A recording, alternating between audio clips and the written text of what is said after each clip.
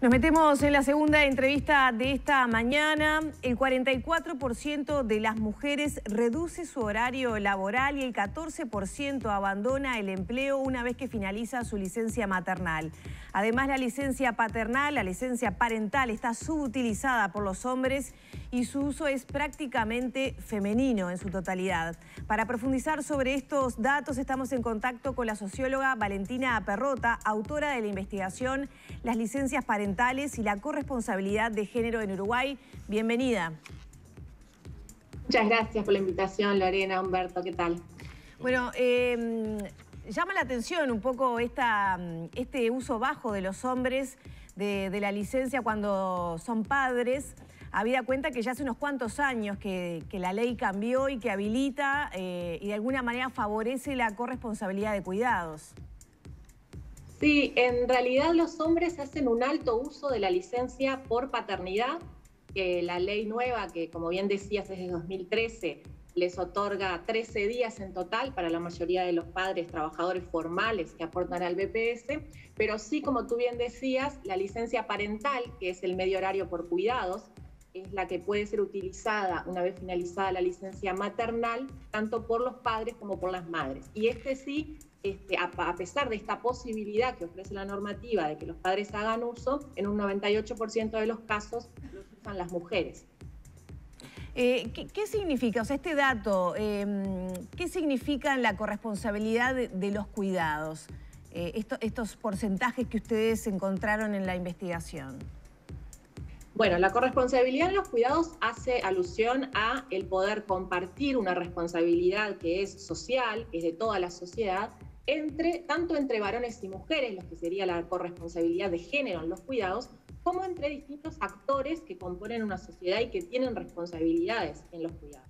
Estamos hablando del Estado, de las familias y del mercado laboral, que tiene también su rol a cumplir. Justamente esta licencia, estas normativas, lo que hacen es regular los tiempos de cuidado y de trabajo y garantizar el derecho al cuidado de trabajadoras y trabajadores. Entonces, la corresponsabilidad en los cuidados refiere a cómo los costos de asumir las cargas de cuidado se pueden redistribuir entre estos distintos actores. Hoy por hoy tenemos un sistema donde los mayores costos de tiempo y de carga de cuidado están centrados en las familias y en las mujeres de la familia. Por lo tanto, el Sistema Nacional de Cuidados desde el año 2015 se ha propuesto transformar esta distribución de los cuidados porque es injusta, porque trae desigualdades sociales y de género y por tanto ha regulado un montón de servicios y de normativas laborales para garantizar el derecho al cuidado. Ahora, otra cosa es lo que sucede en la práctica con estas normativas. Es lo que un poco estudia la encuesta que tú mencionaste, que es parte de mi tesis, es una encuesta realizada por el Grupo Sociología de Género de la Facultad de Ciencias Sociales y que tuvo el apoyo del Ministerio de Trabajo, de la Secretaría de Cuidados del MIDES, de OIT y de ONU Mujeres, porque en ese momento se entendía que la generación de conocimiento de cómo se estaba implementando la política pública en la práctica era importante para el diseño mismo de la política. En la división de las mujeres por nivel socioeconómico, nivel educativo, ¿hay variantes de estos resultados? Es decir, ¿afecta más o recae más la carga de los cuidados dependiendo del nivel socioeconómico y nivel educativo? Sí, lo que nosotros vemos en la investigación es que las mujeres más educadas y de mayor nivel educativo hacen un mayor uso de la licencia por maternidad y del medio horario. Y además son las que permanecen en mayor medida en el mercado laboral una vez que termina la licencia y el medio horario.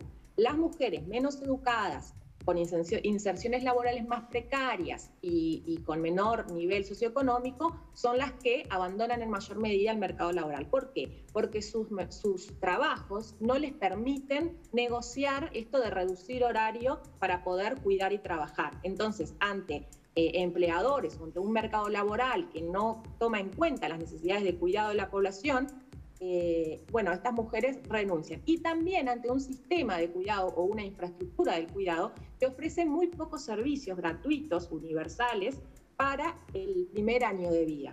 Porque si nosotros contáramos con servicios extendidos para que la población pudiera utilizar desde los primeros meses de los niños, yo creo que estas reducciones horarias y estos abandonos del mercado no se producirían. Pero sí, frente a tu pregunta, las mujeres más educadas y con mayores recursos económicos pueden costear en el mercado servicios de cuidado, que sí hay disponibles y a muy alto costo, y pueden mantener sus trabajos. Sin embargo, las más pobres no pueden costear y tampoco pueden negociar sus situaciones laborales. Las que más abandonan son trabajadoras de bajos recursos y además de trabajadoras dependientes. Es decir, las profesionales tienen un margen, y sobre todo las trabajadoras independientes, de negociar, de reducir horario para poder trabajar. ¿Es lo ideal? No, no es lo ideal. Lo ideal es que tanto las licencias como los servicios se hagan cargo de que las familias puedan delegar los cuidados para poder sostener sus ingresos.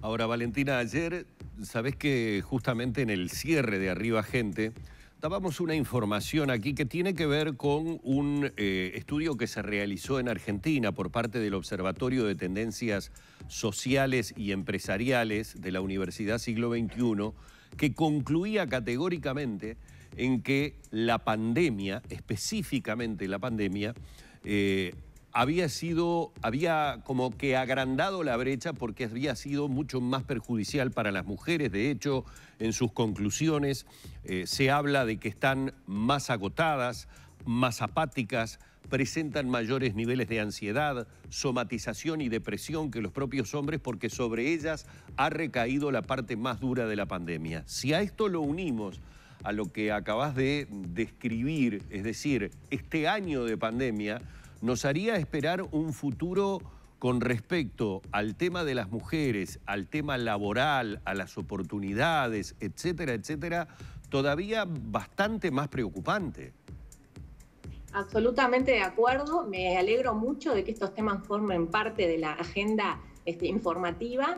Es así como tú dices, un estudio de la CEPAL ha estudiado que las mujeres retrocedieron 10 años en sus tasas de participación laboral debido a la pandemia, y esto tiene que ver con varios factores, entre ellos el hecho de que desde las políticas públicas se ha hecho muy poco a nivel de la región y en Uruguay muy poco o casi nada para que estos costos del cuidado, cuando nosotros cerramos todos los centros educativos, todos los centros de cuidado, el cuidado viene 24 horas hacia el hogar. Y esos cuidados en el hogar no se distribuyen equitativamente entre todos sus miembros. Son las mujeres las que asumen las mayores cargas, como tú decías. Y esto tiene costos en sus ingresos, en su salud mental, como tú lo decías, porque cuidar tiene una implicación emocional, una implicación física, genera tensiones, y más cuando debemos articularla con cuidar y trabajar.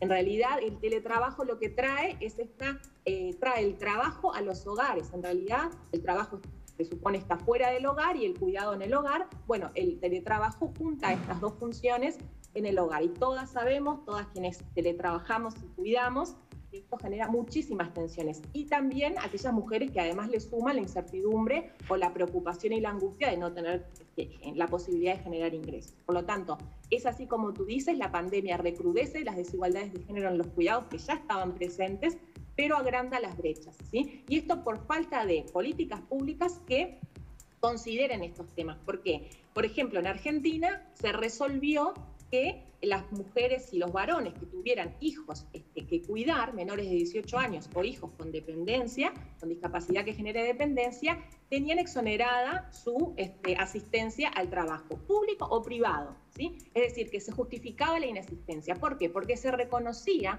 que hay una función social que se estaba cumpliendo en los hogares. Sin embargo, en Uruguay ninguna de estas medidas fue tomada para el sector privado. Se exhortó al sector privado de que al teletrabajo, se exhortó a que se le teletrabaje, pero son las trabajadoras privadamente y en forma individual, negociando con cada empleador, si van a trabajar o no van a trabajar, porque tienen a sus niños 24 horas en sus hogares y porque además, en un primer momento, las abuelas que cumplen un rol fundamental en los cuidados en Uruguay, tampoco podían cuidar a sus hijos porque eran población de riesgo. Entonces, todo esto aumentaba la carga de cuidados de los hogares de forma invisible y de forma privada. Y esto es lo que el sistema de cuidados ha intentado desde su comienzo transformar. Nosotras desde el Grupo Sociología de Género, la Facultad de Ciencias Sociales, estamos muy preocupadas por las señales que está dando el gobierno en relación al sistema de cuidados, por las no señales que está dando, porque no tenemos un plan de cuidados, porque no sabemos cómo se va a seguir en esta línea que tenía el sistema de cuidados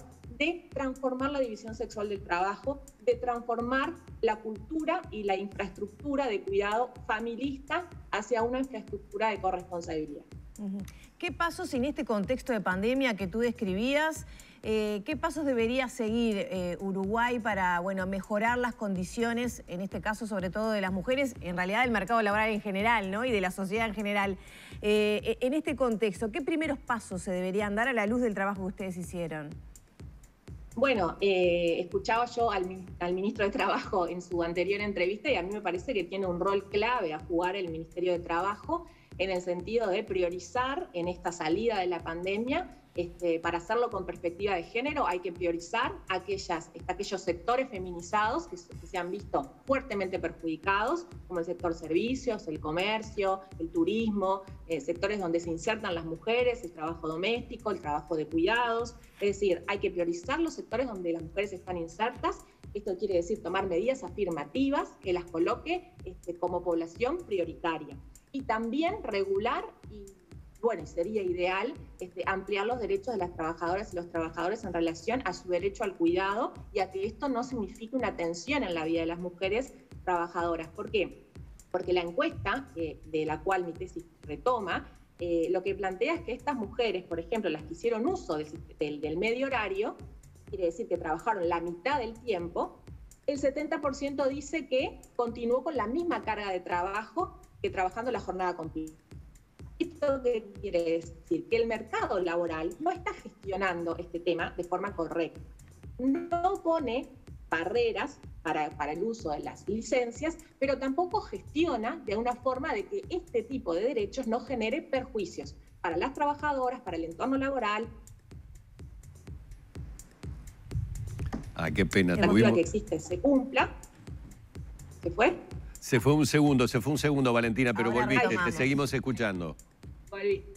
Dale. Hay un rol fuerte, decía, del mercado de trabajo, del Ministerio de Trabajo para regular el mercado laboral, para regular a los empleadores, para que la normativa que está vigente se cumpla, y también para que la salida, esto que comentaba el ministro de Trabajo respecto a los planes que tienen de reactivación del empleo, para que las mujeres sean población prioritaria en esta salida, en la formación, en los sectores que van a apoyar, porque no que las desigualdades, que los problemas laborales se distribuyen entre varones y mujeres equitativamente. Claramente, en el mercado laboral las mujeres tienen peores trabajos, se emplean en sectores de menores remuneraciones, se emplean en sectores que han sido muy afectados por la pandemia, entonces es por ahí, por priorizar a las mujeres en las políticas de cuidados, por priorizarlas en las políticas de empleo, de formación y de insertarlas en áreas muy productivas como las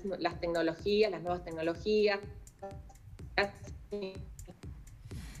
A ver si retomamos, que se recorta un poco. Me gustaría hacerte una última consulta.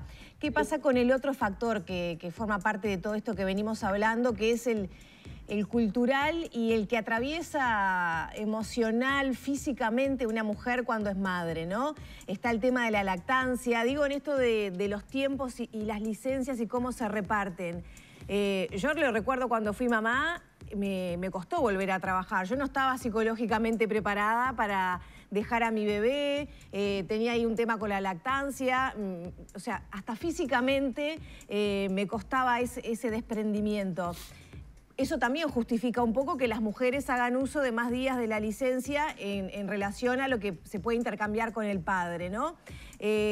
¿Cómo se toma? Porque fríamente uno puede decir, bueno, los cuidados hay que dividirlos, pero bueno, cuando el bebé nace hay otros factores que juegan su rol, incluso los culturales también. ¿Qué pasa con ese aspecto? Sí, absolutamente, Lorena, es así. Nosotras hemos estudiado las representaciones sociales del cuidado y Uruguay tiene una fuerte cultura familista de los cuidados y maternalista de los cuidados en el primer año de vida. Esto quiere decir que la población prefiere el cuidado maternal para el primer año de vida. ¿Qué se debe hacer desde las políticas públicas? ¿Reproducir eso? No. Se debe dar oportunidad de que cada familia elija la mejor manera de transitar por este periodo. Las licencias por maternidad en Uruguay son de 14 semanas, ¿sí? Cumpliendo con el mínimo exigido por la OIT, y eso está muy bien. Pero no se extienden más allá de las 14 semanas, de forma que sean maternalistas.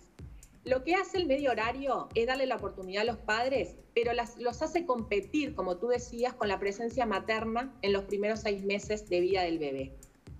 Ahí se fue de nuevo. No, Ahí. te estamos escuchando bien.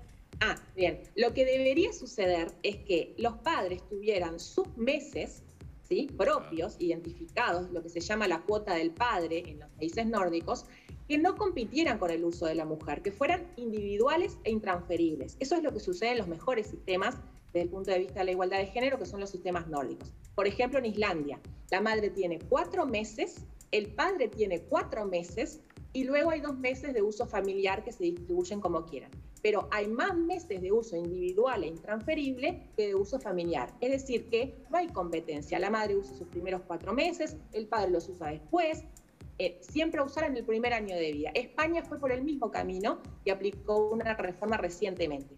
Lo mismo, 16 semanas la madre, 16 semanas el padre, que no se pueden transferir entre unos y otros. Si no los usan los padres esos 16 semanas, no los puede usar nadie. Entonces, de esta forma le damos flexibilidad y le damos la oportunidad a los padres que efectivamente hagan uso, mientras la madre retorna al empleo. Esto es muy importante. Los padres van a poder ejercer su derecho al cuidado y transformar su subjetividad hacia el cuidado y aprender a cuidar, porque cuidar es un trabajo que las mujeres aprendemos, no nacemos sabiendo cuidar. La capacidad biológica que tenemos de gestar y de amamantar no nos da biológicamente condiciones para ser buenas cuidadoras. Esto son cuestiones culturales.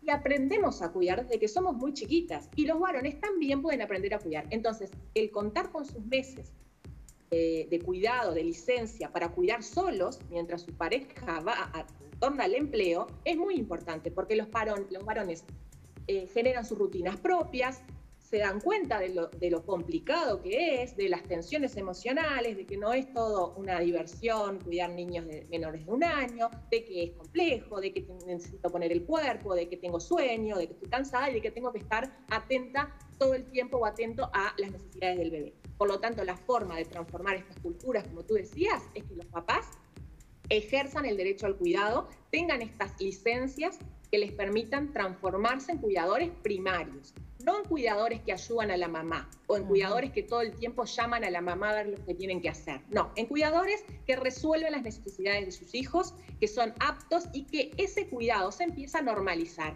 y que las madres, como todas quienes fuimos madres, cuando delegamos el cuidado y vemos que eso es totalmente natural y que los niños no tienen ningún problema con eso, ni que vayan a un centro, ni que sean cuidados por sus padres, bueno, lo normalizamos. Bueno, cuando los padres en estas sociedades nórdicas, por ejemplo, hacen uso de estas licencias, ese cuidado se normaliza. Y se normaliza también en el mercado laboral. ¿Qué quiere decir se normaliza? Deja de ser una excepción. Es decir, el mercado laboral no les sorprende que haya padres que hagan uso del medio horario. Como sí sucede ahora, que son un 2%, donde es una excepción y donde reciben burlas, quejas, etc. En los países nórdicos, donde esto tiene 20 años de implementación, se espera que los padres hagan uso de sus 4 meses de licencia parental. Entonces eso es un comportamiento naturalizado y esperado. Y eso, hacia eso se debería apuntar.